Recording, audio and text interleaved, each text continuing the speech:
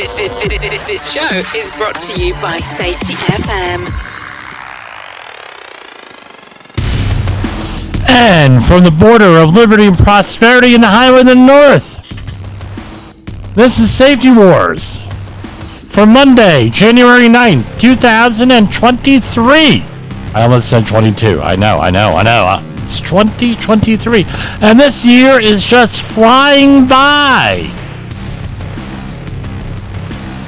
So, I'm going to be upfront with everybody, all my supporters, all my listeners, and everything else. This week, it may be difficult for me to get all 5 programs in.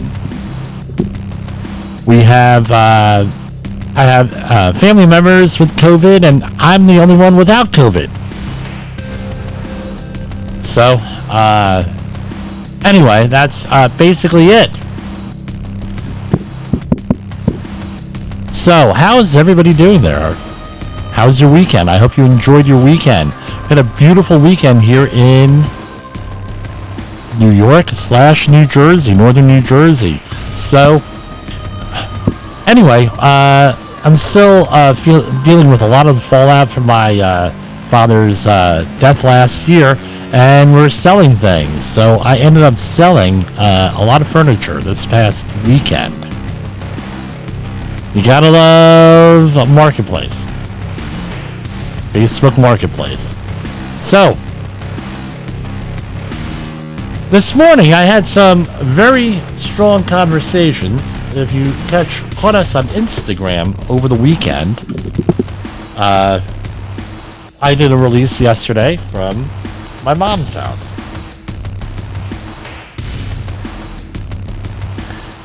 What are we talking about this week? So, I had mentioned this last week was Carlos's law, the new law in New York State. Now you're going to say, yeah, but Jim, you're in all these, you're nationwide and you're, in several countries and this and that. Why are we talking about New York? Well, I'm going to say this. Another talk show host, who I've been listening to for many, many years, said something very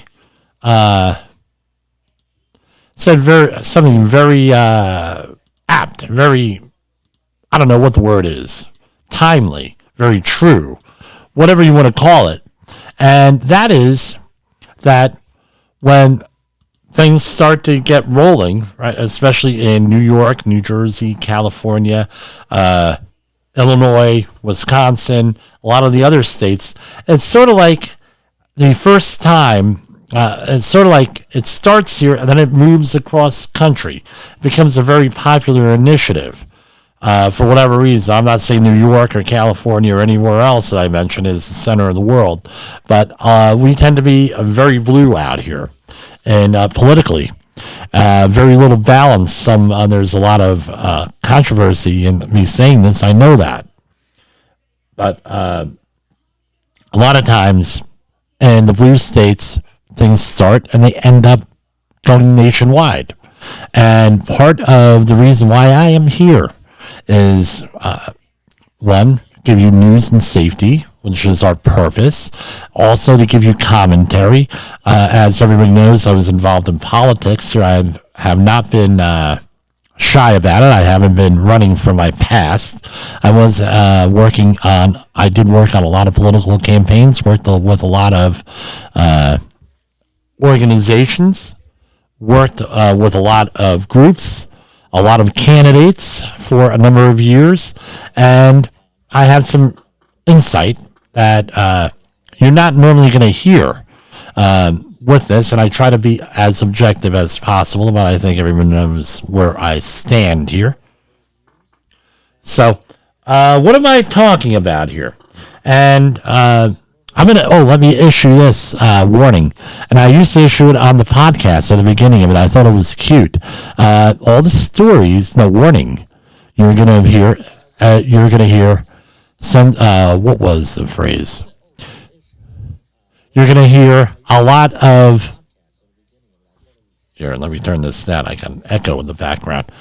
You're going to hear a lot of ridiculous stories that sound ridiculous. You're going to hear a lot of things that are 100% true, but I tend to change the names here. So all the stories that I share here are absolutely true, but I have to change some details, remain, so I don't do violate any NDAs, non-disclosure agreements, any confidentiality agreements, anything to deal with national security or anything like that, because a lot of stuff came my way when I was researching my book in late 2000s, nuclear terrorism and things of that nature. I ran into a lot of folks and a lot of information. So I got to be a little bit careful, and I got to be responsible with a lot of the information I have. So everything I do say is true. I might have to change some of the details. I don't really embellish any of the stories. And again, they're from my point of view. Other people have other points of view. And that's just the way it is. So what am I talking about? Let's get to it. New York, and I mentioned this last week, but I encourage everybody to, if you're in the New York area, or if you're going to discuss trends in health and safety with your management, with your clients and everything else, this will be a good opening here. I just want to, the New York enacted, that's New York State, not only New York City. New York City is a entity unto itself in a lot of ways. They have a lot of local laws. They're like the Department of Buildings, with their construction and everything else.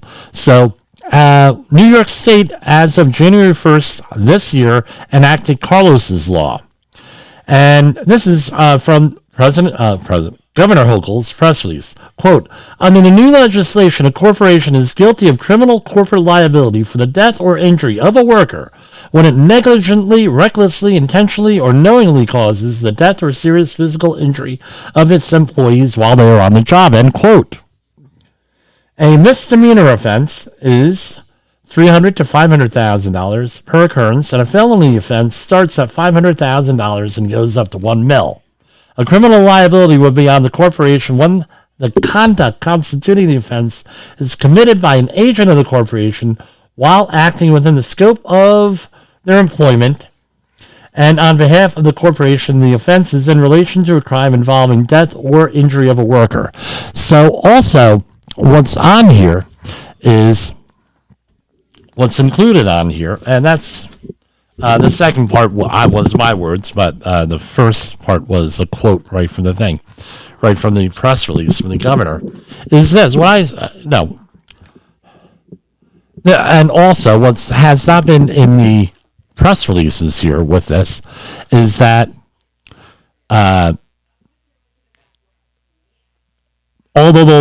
so for example, you could get cited by OSHA, you can be cited by the city, and through this litigation, Carlos's Law, there could be private litigation, there could be all different types of litigation involved here, and they're all separate, right? They're all separate, and they can use evidence from one thing to another thing, as I understand, and I'm not an attorney, I don't play one on TV, I'm here a guy on the radio. So what's my point with all of this, all right? It's going to have certain impacts to things in New York. And I see this, if this is somewhat successful in New York, I see this catching on because there's been rumblings all across the country for a long time in the background from certain think tanks and industry groups and things of that nature that about this, about getting workers to be safer, work safer, and everything else. There's also been talk, and up in Canada, they were able to do this, where workers themselves could be cited by a federal agency for that. I don't know what the effects have been. I really haven't seen any long-term effects on health and safety with that. And I think the pandemic screwed up everything as far as the economy goes, and investigations and everything else. So I don't know what's going to happen here with this. But what do I see right off the bat here in New York? I see a lot of companies, right? Well, let's back up. OSHA, what kind of citations do they have? And I think that they're going to be updated this week. I forget the exact numbers, but you can have a de minimis citation, you can have a serious citation other than serious, and willful's violation, and a repeat violation. And fines run just under, I believe it's $14,000 up to like $140,000, depending on the circumstances and everything else.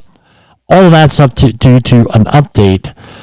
I believe next week, when they issue an update, this will be, when they issue an update, I'll let you know. Also, let me point out that a lot of the outreach courses you'll see out there, especially the ones online, now there's about 8 companies that are allowed to do outreach training online.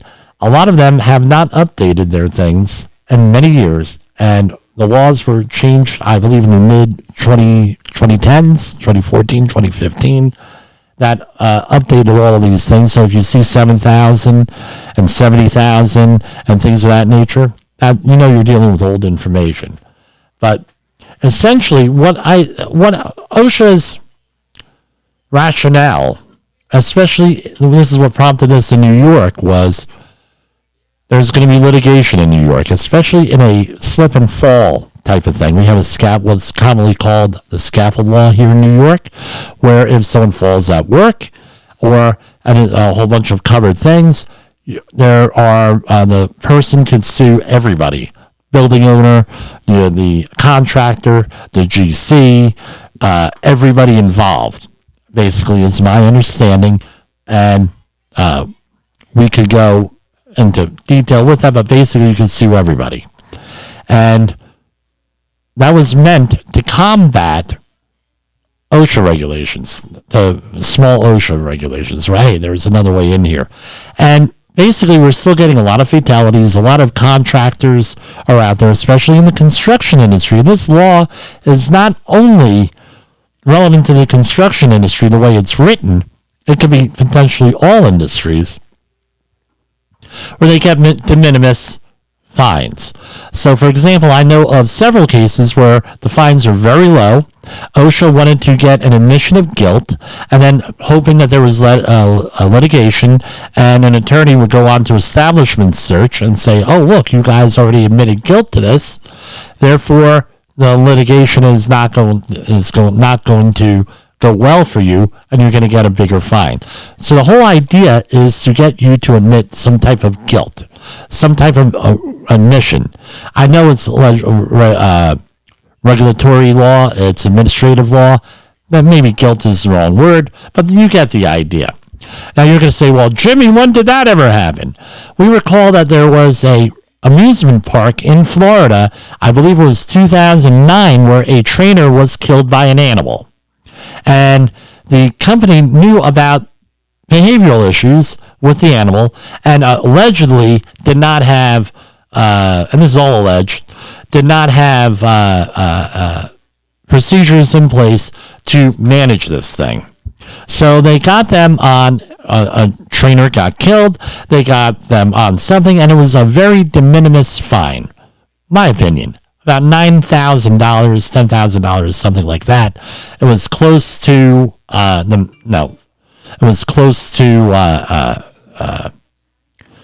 was multiple things on there. There was, like 2 or 3 things, whatever it was. And this was a multi-billion-dollar company. Still is. And they battled this thing out in court for years, eventually losing. Because what happened is, once they lost, all these other things could kick in. Lawsuits and everything else, and I believe that there were some lawsuits. I don't know how they ended up and everything else.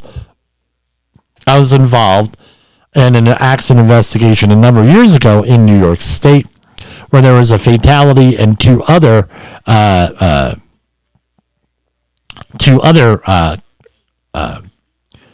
recordables with this incident, and OSHA went out there and it was a $1,900 fine.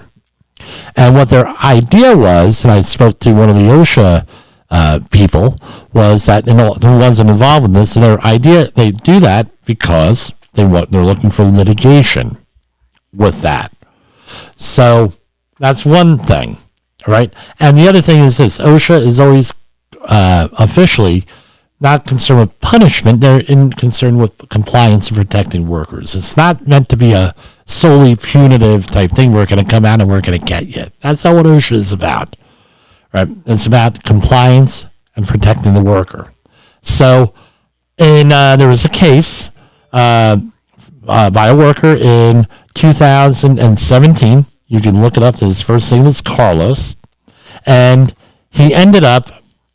It was a horrific accident that killed him, and the families and some other organizations were not very happy with the outcome with this, with OSHA and all the other litigation. So there was a movement started. They named the law after him, Carlos's Law, and they put these ridiculous, in some way, they could be called ridiculous fines in there compared to what they were. I don't mean ridiculous as far as stupid. They're not. I mean, they're probably, this is all debated, and these are probably warranted. And $300,000 or $1 million, amazingly high. And what do I see? I see a lot of externalities happening here with this, unintended consequences, because I could see this.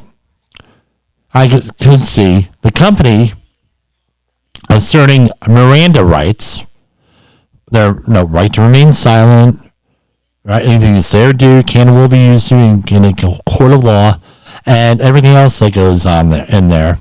With anytime a regulatory agency comes out there and does an investigation, this is often what companies will do anyway. They don't give any information on a lot of them, especially with a fatality with this. Often what happens is the accident investigators, there is a private investigator involved. And that should be, when you see a private investigator, when you see a private person, not law enforcement or a government agent investigating you, probably a good idea to ask them if they're a private investigator, because at that point, my understanding is that you have certain rights that kick in at that point with that. Not kick in with that. Because, for example, in some states, a private investigator, and I'm not an attorney here, but a private investigator has to follow certain protocols and procedures when doing an investigation, because once a private investigator, there's someone who is privately collecting information that may be used in litigation and things of that nature. And they are licensed by the state that they're in, and you have certain protections and certain rights, and they have certain procedures that they have to follow. So that would be a good thing that for you to ask. The second thing is this. They're not, what happens? OSHA and the other regulatory agencies, because now you have a potential criminal liability here, are not going to get the information that they need for their investigation. I see a lot of attorneys getting involved here, especially if you're going to be a health and safety professional. I think that you're not going to be allowed, or there's going to be hindered your investigation and to any type of catastrophic, potentially criminal thing, because you're going to have attorneys involved. And what's going to be the end result of that? It's going to be, you're not going to get all the information. They're going to, the other thing is this, the employee is already blamed. I did 3 days of training last week on 8-hour hazardous waste operations and emergency response, and also confined space entry supervisor for construction and general industry. One of my clients had a special need where they needed supervisor training. We went into these are companies, small businesses that work for larger businesses, utilities, oil companies, you name it. Anything in very large companies, nationally known, internationally known. And a lot of their clients are very difficult to deal with. At least the upper level people I know from my contacts here at Safety FM, a lot of the companies, they are familiar with HOP, higher level people. But the organizations are not willing to go into HOP because it's going to be a major cultural shift, or it's happening extremely slowly. So what happens is I go in there and I explain, this is where they're at. This is where we need to be. This is where they're at, probably. This is their thinking.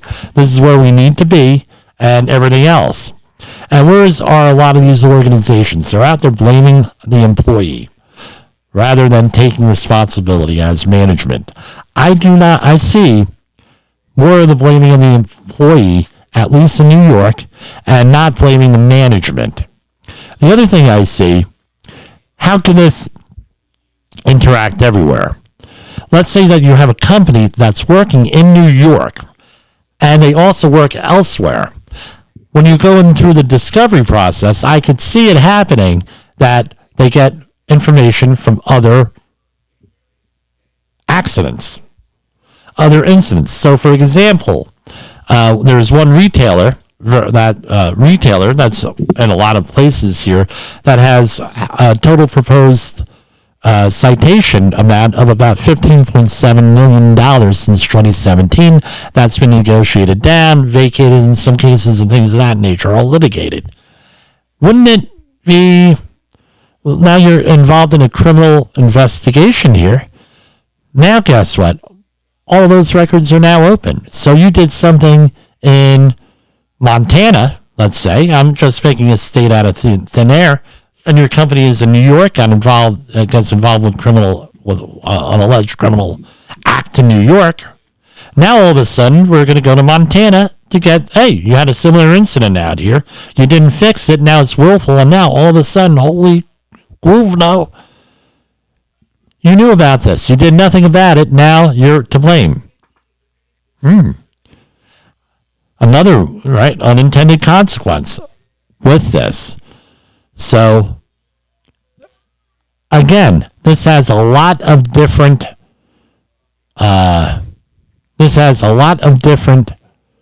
ways we could go here, at least in my thinking, with this. And what's going to happen elsewhere? This is the good thing. We're penalizing companies that are not responsible. We have prosecutorial judgment here.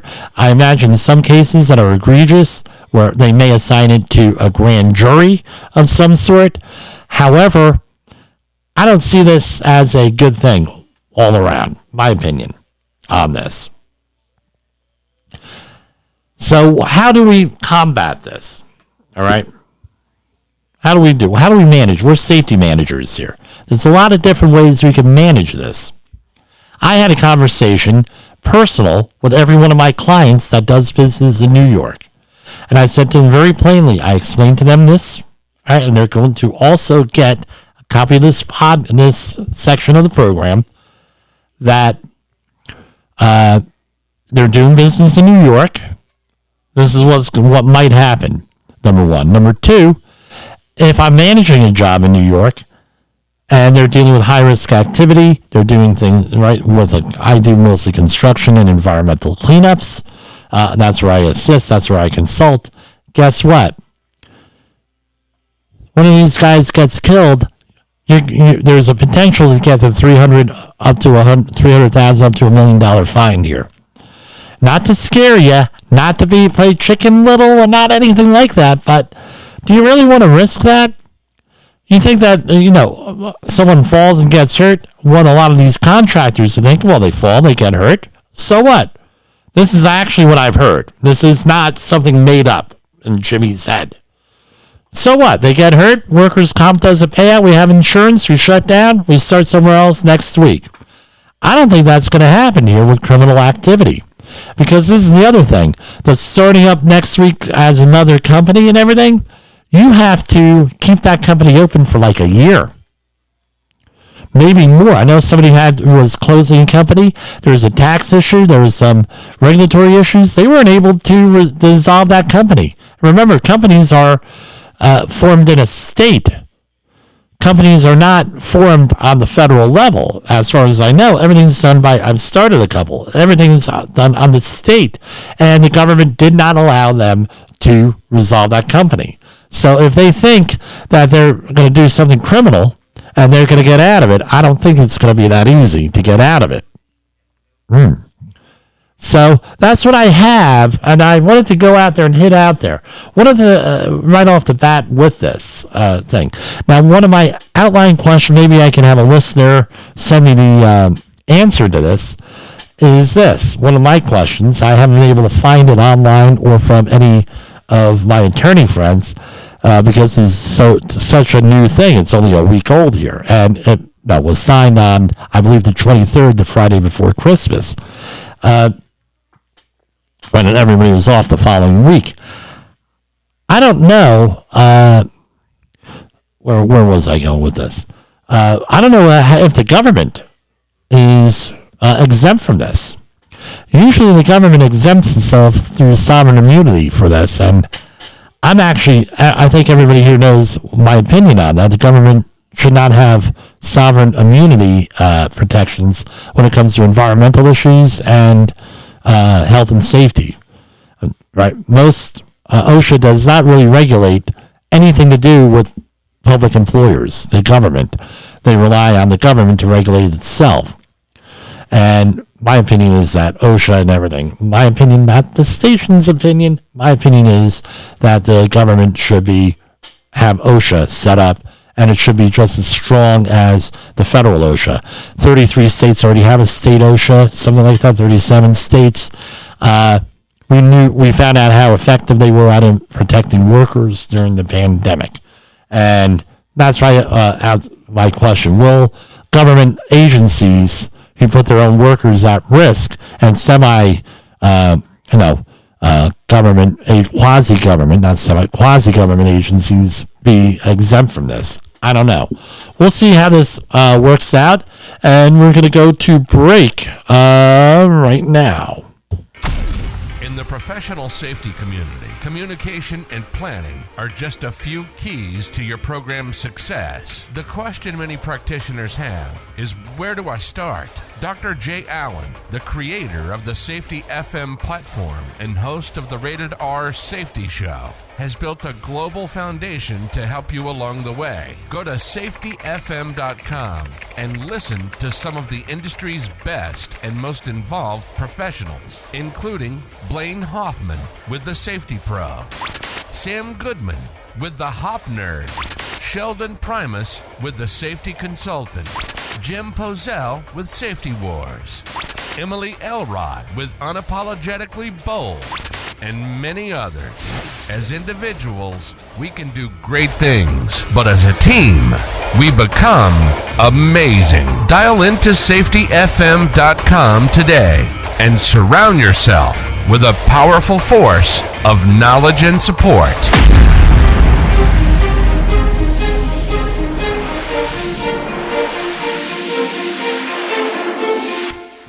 OSHA recordables, first aid cases, catastrophic losses. You want answers? So do I. This is Jim Pozell with Safety Wars.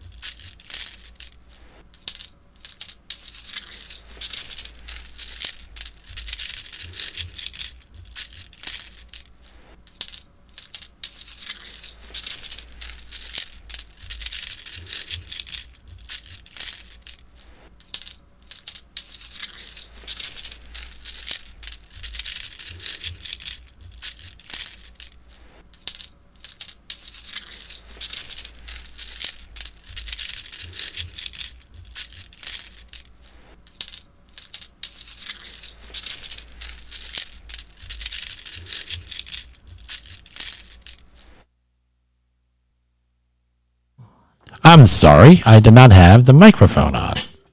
I went into a coughing fit here. We're going to do financial news next. Gold at 1883.40, up slightly. Silver down slightly at 23.89. Platinum down at 1102.80. Palladium up at 18.20.50. Going down to the markets, we have Dow Jones Industrial at 33,517.65, down by 0.34%. S&P 500 down by 0.08% to close at 38.92. Nasdaq up by 0.63% at 10,635.65. Russell 2000 1795.91, up slightly at 0.17%. U.S. 10-year Treasury note is up slightly at 3.536%. Bitcoin is inching up slowly but surely at 1875. Bitcoin 17,193.57. Crude oil is down slightly at this recording at 74.61. Sorry about that, everybody. I hate the dead air space, right? So some environmental news here. And we've been waiting for this. I have been waiting for this since the mid-'80s, where my friends used to laugh at me over the ozone layer, where I wrote a report, I believe in this 82 or 83 on the ozone layer. And a rare good news for the planet. This is from CNN. Earth's ozone layer is on track to recover completely within decades as ozone-depleting chemicals are phased out around the world. Those are chlorofluorocarbons, basically anything with chlorine in it. Right? They were often found in refrigerators, aerosol solvents, meaning that deodorants, right? The aerosol deodorants and things of that nature. Anything an aerosol can. Not the accelerant, I'll talk like one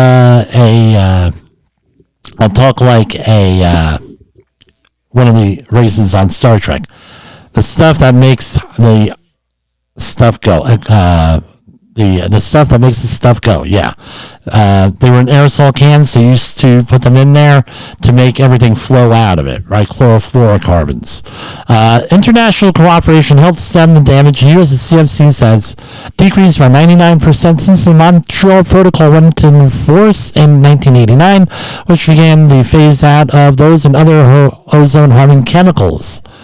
The little inside icky is that the companies were pushing for this because they already had a market set up. They already had things set up so they could outcompete everybody else.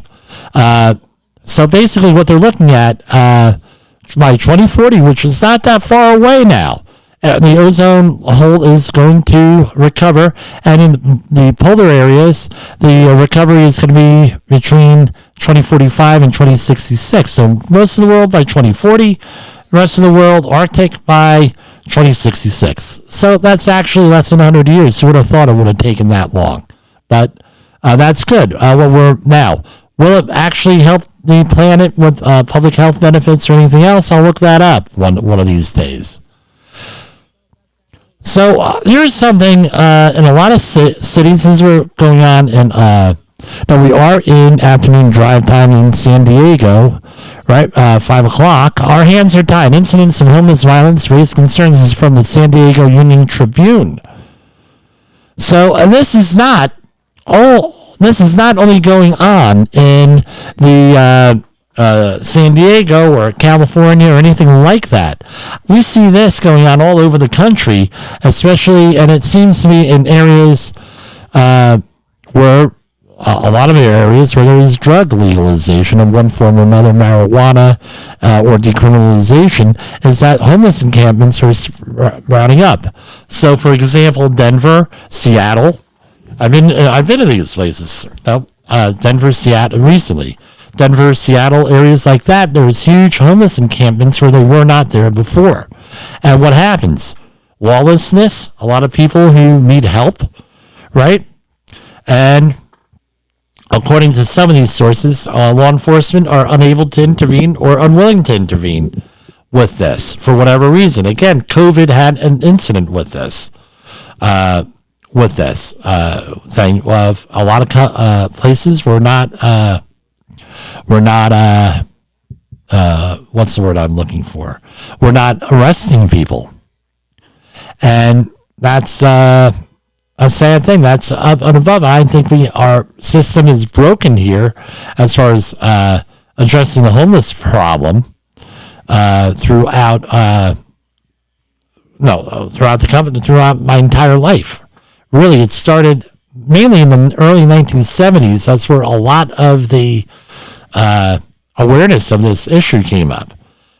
Every town, what happened in the 70s is a lot of places closed for mental health. A lot of veteran services. A lot of these people are veterans. They were cut. Try dealing with the VA. Have a family member that has to deal with the Veterans Administration. It ain't so fun. It ain't so easy. We have a broke system here with managing homeless people. And I see this problem getting worse. They're not criminals. They're not evil. People down, as my father so aptly and wisely used to tell us, one or two bad mistakes in life, one or two bad things happening in life, you could be homeless just as easy as them. All right? And he was not an us and them person. He was a, hey, we got to help everybody type of thing if they want it. Right? If they're willing to accept it. If they're not willing to accept it, doesn't mean you give up on them. Right? Help people. Get along with people. That sort of thing. She was catching a flight in Florida. Then TSA noticed her emotional support snake. So, of course, in Florida, right? This happened in Tampa.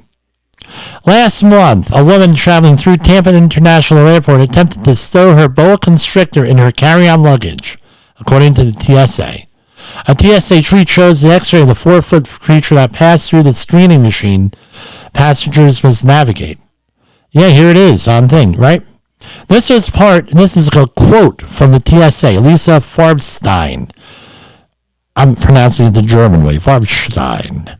Right, TSA spokesperson. Snake on a plane? This is at a TSA x-ray of Bartholomew, a boa constrictor who was in a traveler's carry-on bag at Fly TPA last month. The woman claimed the snake was her emotional support pet.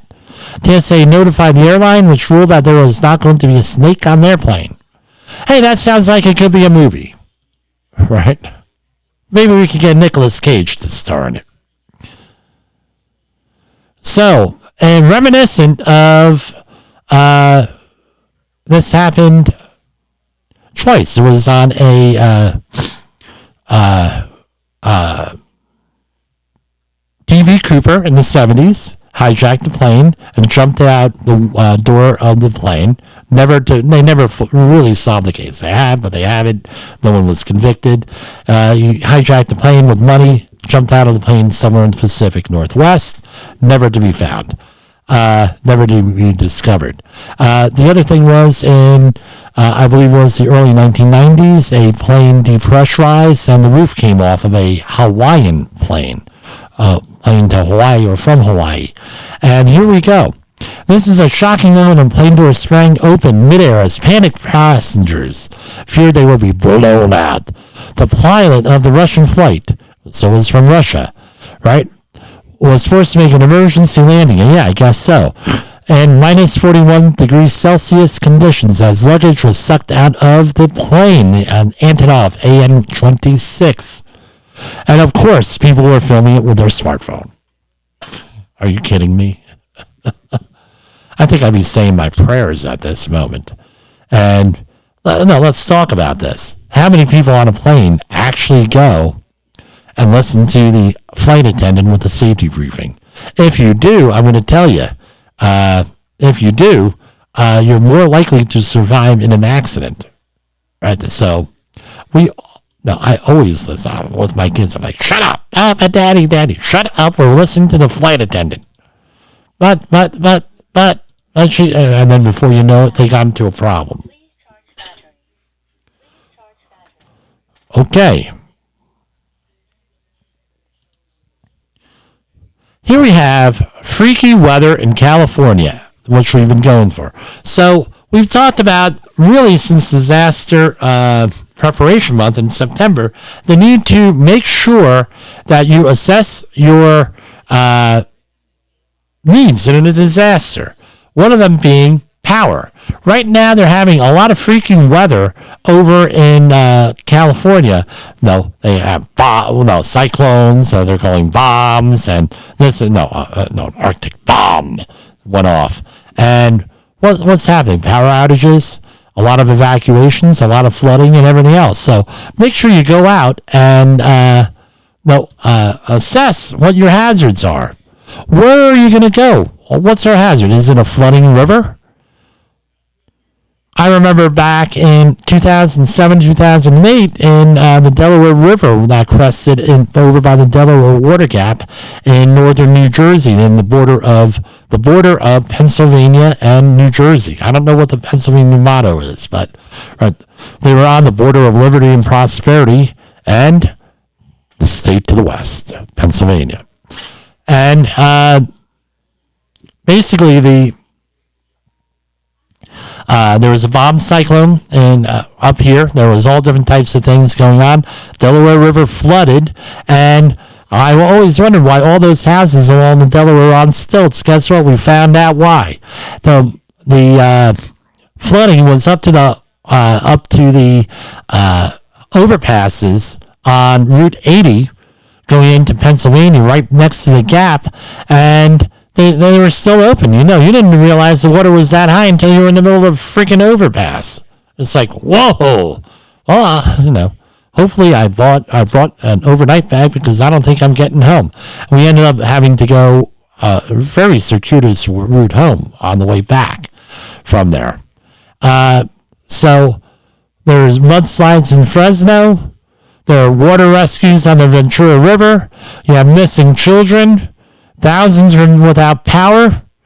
Everything else. So the question is this: what are your hazards, and how are you going to prepare for them?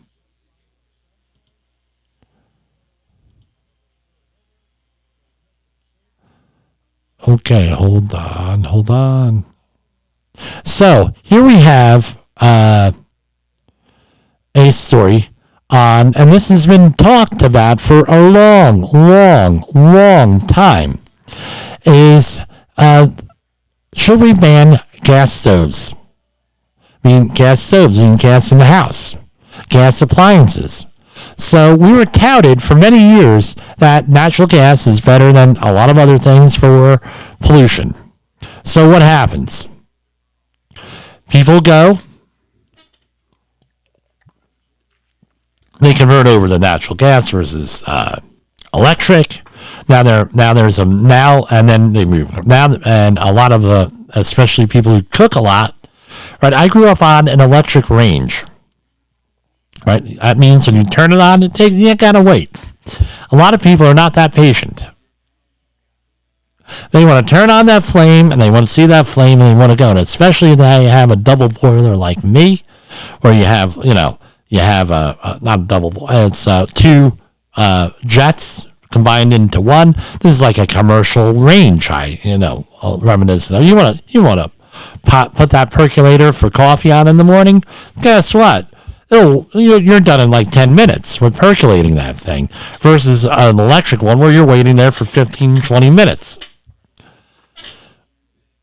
Well, Jim, you don't use one of the instant ones like Keurig? And yeah, I got those, but come on. On the weekend, isn't it nice to have, or if you're at home, not in a hurry, isn't it really nice to have a nice brewed cup of coffee the old-fashioned way your grandmother used to make it? But anyway, I digress.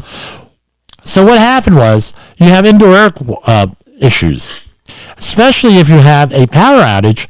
Often the gas in the lines will last between 2 to 3 days. There's enough pressure built in there, enough volume, 2 or 3 days. So what happens? People go and they use it as a form of heating. They get carbon monoxide poisoning. The other thing is this.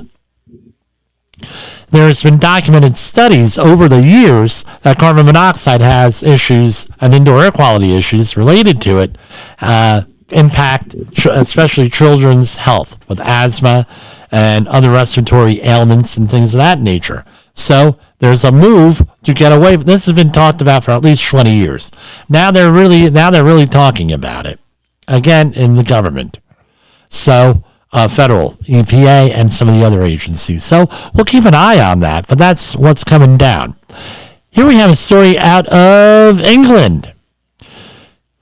And again, this is another one, right? Single-use items like plastic cutlery, plates, and polystyrene trays will be banned in England. According to the government, they don't know when this is going to happen. So if you remember, your Big Macs back in the 70s and early 80s were in polystyrene. And that became unfashionable. I believe it had to do with the way they were manufactured, CFCs, that sort of thing, ozone layer, from what I recall. Don't quote me on that. And also we had, I believe it was in 82, the garbage barge from New York that went all up and down the eastern seaboard looking for a home. You could Google that. You don't believe me. And they got it rid of. So what happened was, a McDonald's, I don't believe Burger King had it, but or any of the other fast food, they had polystyrene containers. They ended up going and getting rid of them, into now the corrugated cardboard ones, and I think they used wrap for a while to reduce landfill waste. Now, certain cities and states like New Jersey have banned single-use plastic bags in the grocery store when you're buying your groceries. Some cities have banned plastic in the garbage, like plastic forks, plastic knives, and everything else. So people end up going to buy them from online sources and everything else. And what are they concerned about? They're concerned about plastics ending up on land, right? Not having enough land taking up. Now, also, if you go into places like the Maldives, Pacific, I believe there's one in the Pacific, which Maldives, I believe, is in Indian Ocean, not the Pacific, but anyway, in the Pacific, and I believe there's one in Atlantic Ocean. What do you see? You see plastics all over the place. You see plastics, microplastics all over the place. And when we were told, especially with the plastic bags back in the early 80s, that we were shamed into using them. We used to have paper bags, right? And if you brought your own bag in, a reused bag, where I was from in New Jersey, they got you on shoplifting, all right? It was like you got highly scrutinized. Not so much anymore. They don't even worry about shoplifting anymore, especially if it's less than $1,000. But basically, what happened?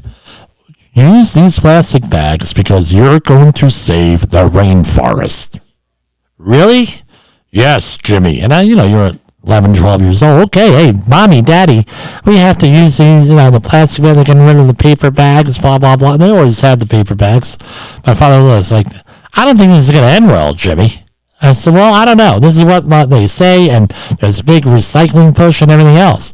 Now, we figure out, well, why should we use them? Well, because they're biodegradable. They're not going to end up in the landfill. Now we have microplastics throughout the environment. They're completely ubiquitous. Right? Why are we getting away from paper bags? Because we're going to save the Amazon forest. That's how it was communicated to us. Right? And virtue signaling and everything else. They probably should have stayed with the paper bags. We might not have these issues. And glass bottles, for that matter. Because, hey, we got to recycle everything. Well, now they got glass bottles. They have huge cyclones. I guess they are cyclone. Whirlpools all over the ocean, the world's oceans with plastic bottles. Didn't have that problem with glass. Did we have trash? Oh, yeah. Growing up in Woodbridge, New Jersey, I can tell you, we used to get every time it rained, and there was an extraordinary high tide. Guess what? Everything from the Fresh Skills landfill in Staten Island ended up in Woodbridge. Until he was mayor then, and he became governor, McGreevey filed multiple lawsuits on New York, and finally they were forced to close the Fresh Skills landfill. But every once in a while, we still get stuff washing up. It's a horrible thing. So when will this plastic ban go into England? Probably 2026. Full enforcement. Phased in. Okay. Now we're going to go into the new segment where you're going to be, they're pranking, they're manipulating you. We have 3 stories here, but I want to start out first with a funny one because I think this is pretty funny. Oklahoma Wildlife Agency just wants to talk. after a prankster's viral cougar sighting reply was, "Your mother." Twitter accounts managed by New Jersey and Virginia's transportation agency got weighed in on the matter. Oklahoma wildlife officials just went to talk with a prankster who appeared to purposefully mistake a cougar, the wild animal, with a slang term used to describe middle-aged women who date younger men. Yes, there was a cougar, as everybody knows, in my family. A cougar, I was a victim of one of these cougar attacks last year, where a celebrity, I'm not going to mention her name, had asked me out to dinner. And it was my celebrity crush from like 30 years ago when I was a very much younger man. And I was like, you know what? Sorry, I'm married. But anyway, that was my response. But anyway, slang term used middle age who date younger men, even invoking someone's mother on a report to use to document sightings of the large cat. In a Monday tweet, the Oklahoma Department of Wildlife Conservation asked the so-called observer to contact them for a chat. Whoever filled out a cougar sighting report and wrote "your mother" under the description, drop your symbol. We just want to talk. Well, this is actually pretty funny with these pranks because New Jersey was the victim of this also. With this, all right. With this, many years ago, with the coyote sighting, where they had a huge coyote hunt in South Jersey, and they sold permits and everything else, and only one coyote was ever found and shot. Well, it turns out it was the same people, 1,000 people reporting the same coyote, right? So they thought, we got thousands of coyotes in South Jersey. State made they were the laughing stock. But here we go into you're being manipulated. I got to get good intro music. How are we being manipulated here? Right? Classified documents from there's a report here, right? Classified documents from Biden's time as vice president, discovered at Penn Biden Center, White House says. The president used the Penn Biden Center's office space from mid-2017 until he began the 2020 campaign. A batch of records from President Biden's time as vice president, including a small number of documents with classified markings, were discovered at the Penn Biden Center by the presidential attorneys on November 2nd. What happened around November 2nd? Let's go look on the calendar for that one. What happened? It was election day. And wasn't one of the issues about the election on classified documents being stored improperly? So now we find out about this 2 months later, after the election. And basically on the first day of business, when we get a new party in charge of Congress, right? Amazing how that works out, right? Maybe we should have the swamp music here, right? With that. Incredible how that works out. Wow. The National Archives were notified of the finding and took possession of the documents on November 3rd. Oh, that was before the election, too. Wow. The documents were not subject of any previous requests or they did one thing good. They found them, they turned them in. Wow. Incredible. Pfizer board member Dr. Scott Gottlieb flagged tweets questioning the COVID vaccine. The latest Twitter files involving the tech giant's response to the pandemic puts a focus on Dr. Scott Gottlieb, a former FDA commissioner and sitting board member of prominent COVID vaccine manufacturer Pfizer. A vocal COVID contrarian whose past commentary on the vaccine has been received scorn by critics and praised by fans was latest to be granted access to Elon Musk's Twitter files, publishing his finding. Right, Benson shared on August 2021 email Gottlieb sent to Twitter's seen allegedly. I don't know if it's true or not. This is what the report says. Sent to Twitter's senior public policy manager, flagging a tweet written by a former Trump administration official who had written, quote, "It is now clear #COVID-19 natural immunity is superior to the vaccine immunity by a lot. There is no specific justification for hashtag #VaxProof if a person had prior infection, end quote. So basically, according to the reports, got leads email to Twitter's strategic response team writing, please see this report from former FDA commissioner, blah, blah, blah.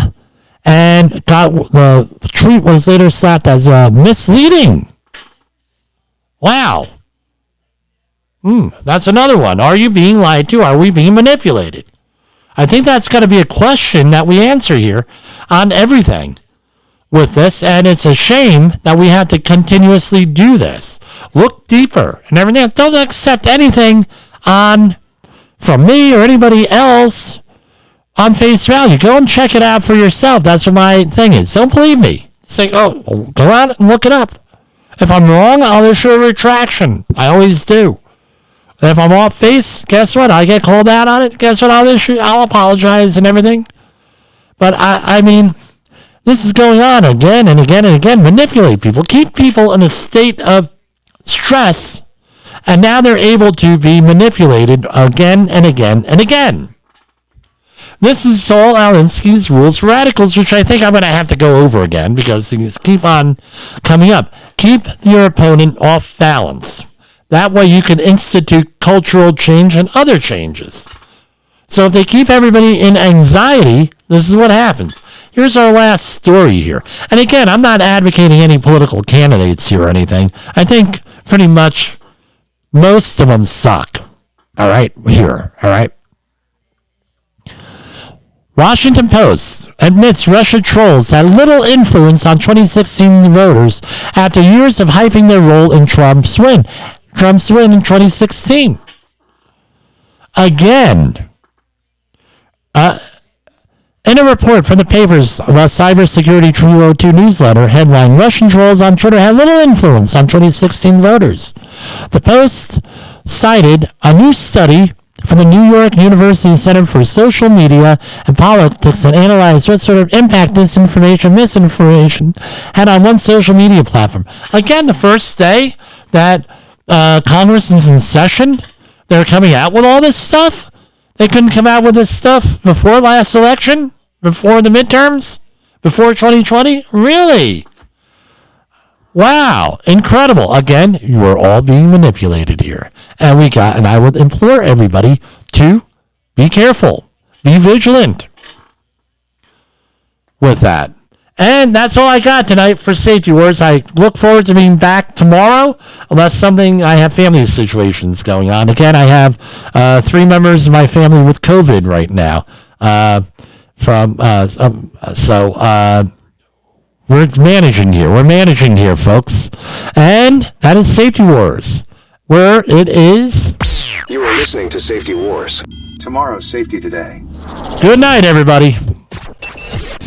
The views and opinions expressed on this podcast are those of the host and its guest and do not necessarily reflect the official policy or position of the company. Examples of analysis discussed within this podcast are only examples. They should not be utilized in the real world as the only solution available, as they are based only on very limited and dated open source information. Assumptions made within this analysis are not reflective of the position of the company. No part of this podcast may be reproduced, stored in a retrieval system, or transmitted in any form or by any means, mechanical, electronic, recording, or otherwise, without prior written permission of the creator of the podcast, Jay Allen.